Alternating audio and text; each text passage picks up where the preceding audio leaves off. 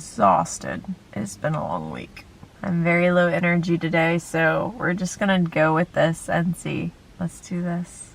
Hi everyone, welcome back to my channel. Today I'm talking about preparing for National Novel Writing Month, and this is the second part of this preparing section of my series for Preptober. So let's get started. I talked last time a little bit about preparing your story. To continue the topic of preparing for NaNoWriMo, the next thing you want to do is to prepare your writing space.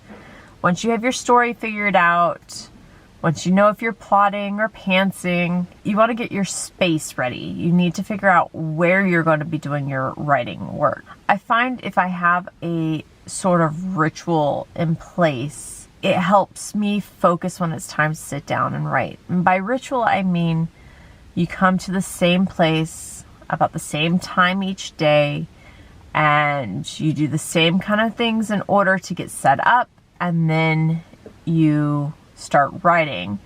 Having these rituals in place kind of helps signal your brain that it's time to be creative. For instance, right now, my creative ritual, I get up in the morning, I drive the kids to school, I drop them off, I go straight to Starbucks just around the corner, I get my drink, I set up my stuff, I sit down and write. And I either write or I edit. I sit down and work. And having that in place helps. And so now I've been doing that for, I guess about 6 weeks, maybe 8 weeks now. But having that ritual in place, if I go and do something else first and then go to Starbucks, I have a hard time kind of getting into the flow of working. To create a ritual like this for you, it doesn't have to be as in-depth as driving somewhere else and working. You don't even have to go out. You don't have to leave your house. You could create something as simple as going to a certain room in your house, lighting a candle, making a cup of tea, and then sitting down to work. Whatever you want to do, it helps if you figure it out and practice it beforehand, before starting Nano. So that way it's already kind of in place and you're already signaling your brain that it's time to write right now. Having your writing space organized. Like right now, it's October. I'm filming this on October 17th. So I still have about 2 weeks left of the month to get ready. I am in the process of organizing and cleaning out my office. I'm trying to get that done. So that way, I've started trying to get up a little earlier. So that way I can get up and get one sprint in before I have to get dressed and get the kids out the door to school. But I want my office clean and organized because when I walk in there right now, I'm having a hard time focusing because there's too much clutter in the way. And so I am in the process of getting that cleaned up. I'm gathering all my tools. I'm trying to decide, well, do I want to carry my heavy laptop around and deal with its current issues of running out of space? Or do I want to use my husband's Chromebook, which I am having a whole nother set of issues with? Or do I want to go and invest in my own Chromebook? So I'm thinking about all these things now so that way I can make decisions and get everything set up in place, and I can have time to practice with those before I have to start writing on November 1st.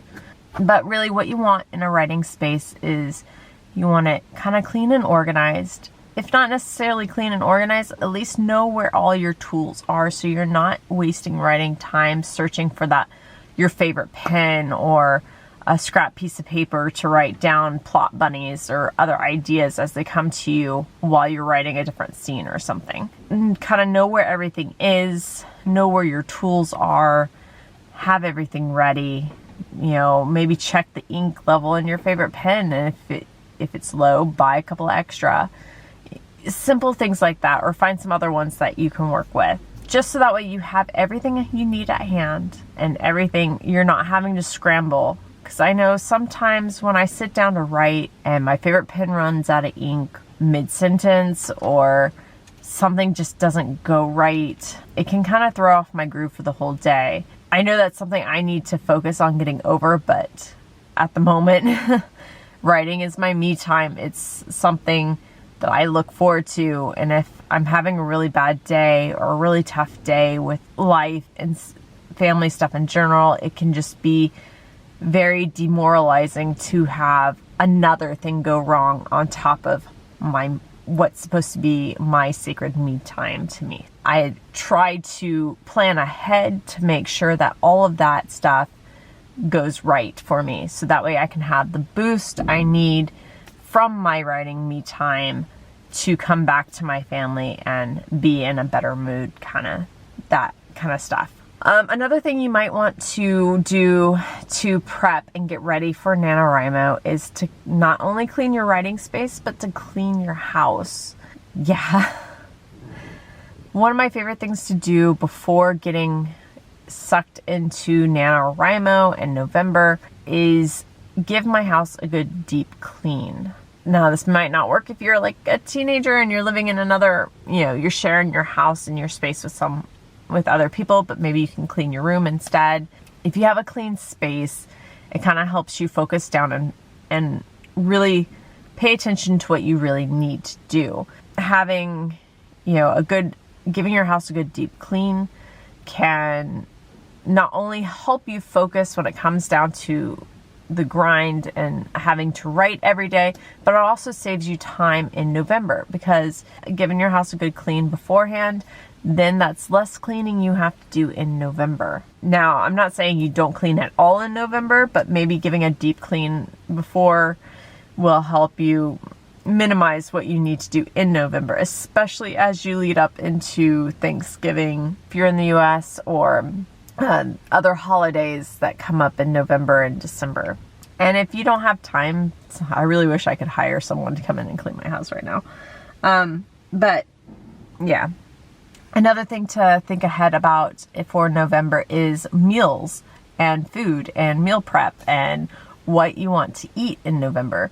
I know some people have already started doing meal plans for NaNoWriMo in November. Knowing what you want to do ahead of time, even going as far as, preparing some crock pot meals ahead of time and freezing them. Again, the idea is to minimize your regular responsibilities in November to create more time to write your novel, especially if your life is already kind of full, if you have a family, if you have other obligations that make it really hard to create free time for yourself. You kind of want to make it even easier for yourself in November, because you're going to be stressed on top of all your normal stuff you're trying to do.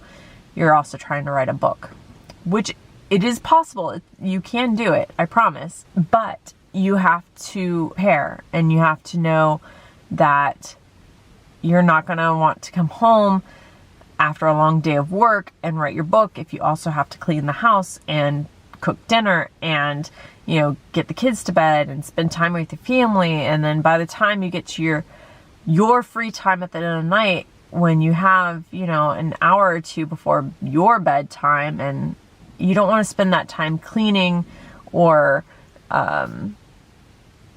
trying to focus on a story when you're exhausted. So it really helps to prepare ahead of time and figure out what you can do to minimize your other responsibilities while you're in November.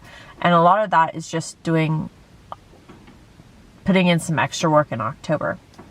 So what I mean by that is, like, for food, meal prep. Go ahead and put together a meal plan for the entire month of November. Figure out some of your favorite time-saving meals, like crock pot recipes or Instapot recipes. Maybe, if you can, budget more in October to save money so you can eat out more in November and just order in some good takeout for your family. No matter how you want to do it, again, just think ahead and make a plan and execute it.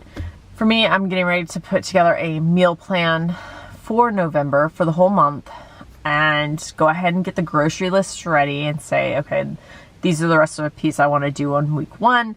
This is what I'm going to need for all of these recipes. And then right before I go grocery shopping, I'll go through my cupboards. I'm like, oh, and I cross out what I already have. Do it that way. I think if I do a meal plan for each week like that, and go ahead and get my list together, and that way I can quickly add what, like, staples we need, or any fresh stuff I need for the kids' lunches. You know, we can go ahead and do it that way. And I can save at least 2 hours of my time on the weekends by doing that, because dear God, I hate meal planning. Another thing you could do is some grocery stores offer shopping now, where you order online, they shop for you, and you pick it up, or you can even use something like Ship It and have it delivered to your house. I go back and forth on those services. I really like using them. I like the time they save me, but I also like picking out my own produce because I can be very picky about what produce I pick out. Think about food ideas like that, meal plans and whatnot. If you know you're going to be writing during like your lunch hour at work or something like that, make sure you stock up on easy to eat healthy snacks, and don't forget about a few unhealthy snacks if you want to, as well as like a treat and reward, because you are doing something hard. But that kind of is all up to you and how you eat, and so definitely give some thought to that. While I'm writing, I like to have some water nearby. I usually have some gum. I like to chew while I'm thinking. It helps me think. I don't know. It's weird. I'm weird. But I usually have like some seltzer water with me. I really like carbonated water. So, you know, I have my favorite writing cup, and I sit down with it, and it's got ice and seltzer water, and I have my gum nearby, and I can write. You know, sometimes I'll have carrot sticks and hummus if that's my thing. But yeah, snacks, drinks. I like to have everything ready to go, so that way I, again, grab and go to work with. The last thing I feel like you really need to prepare before NaNoWriMo is your friends and family and your social life. A lot of my social life are other writers, so when I say I'm doing Nano, they kind of get the gist. They understand what I'm doing. I've been doing Nano for over a decade now, so a lot of my family kind of knows the drill when it gets to Nano. November is Nano. This is what I do. And a lot of people will ask me throughout the month, well, how's it going and whatnot, which is nice. They help keep me accountable. But if you're new to Nano and your friends and your family don't understand yet, they don't know about Nano, let them know.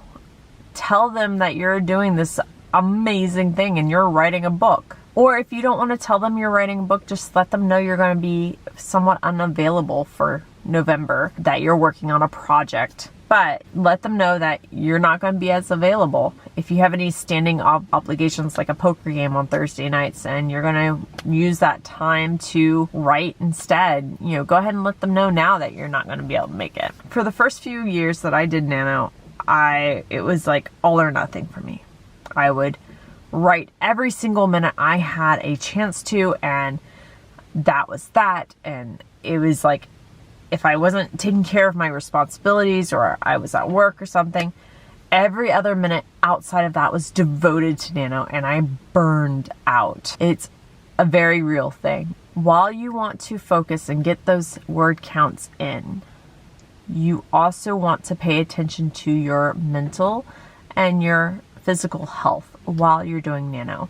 Because if you go all in like that and you burn out by the second week, you're just done and you're out of your creative, you've depleted your creative well, and it can be very hard to bounce back from that. You know, if you hit your word count early in the day, take a break. You know, maybe write a couple hundred more to kind of create a little bit of a buffer, or, you know, write only if you really feel like it. But remember to take those breaks. Remember to go and spend some time with your friends. I feel like this video has a lot of contradictory advice, but you still want to take those breaks and refill your creative well, recharge your body, make sure you get enough sleep, make sure you just remember to eat. Pretty much, it doesn't necessarily have to be healthy if you don't want to, if that's not your style. This part of Nano is hard to give advice for because everybody's situation is really unique. You really just need to sit down and look at your own life, your own schedule, your own responsibilities. See what areas you can kind of slack on. See what other areas you need to prepare in advance, maybe to try and minimize your responsibilities during November. And as much as I want to say, go all in, you know, spend every moment of your day writing that you can, you don't want to do that because then you burn out and it makes it hard to continue past the first week. Remember to take breaks. It's okay if you fall a little behind. It's okay if you miss a day writing. My biggest tip for that is if you do miss a day writing, don't think that the next day you have to write 2 days worth of words. So, of course, I don't remember how much that is. If you're going for the daily word count of, I pull out my calculator, of 1,667 words, don't think that the next day, if you miss one day, that the next day you have to write over 3,000 words. No, don't try and do that unless you have the time and you feel like you can. If you miss a day of writing, try and write another 1,667, and then maybe try to add 200 more over that, or 100 more, and spread that day you missed out over a bunch of different days until you've gotten caught up. Because I think that was the hardest lesson for me to learn. Get going, but then something would happen and I would miss a day of writing and I would think that, oh, I have to write 3,000 words the next day. And then I wouldn't hit that 3,000 words. And so the next day I would come in and I think, oh, well, I have to write 5,000 words to catch up. Oh, I have to write 6,000 words to catch up the next day.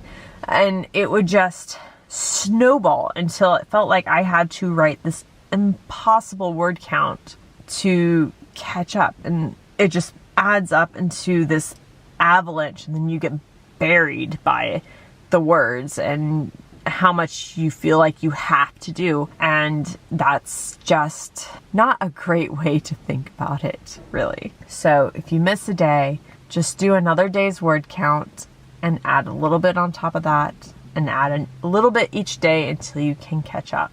So that kind of wraps up my Preptober series. In the next video, I will be talking about my own personal preparations and my story idea for Nano this year. Thank you so much for following and liking and subscribing to my channel. If you haven't already, give me a thumbs up. Also, let me know in the comments below if you'd like a kind of tour of my office and writing space that I'll be using while I'm at home. Thanks for joining me, and I'll see you guys next time.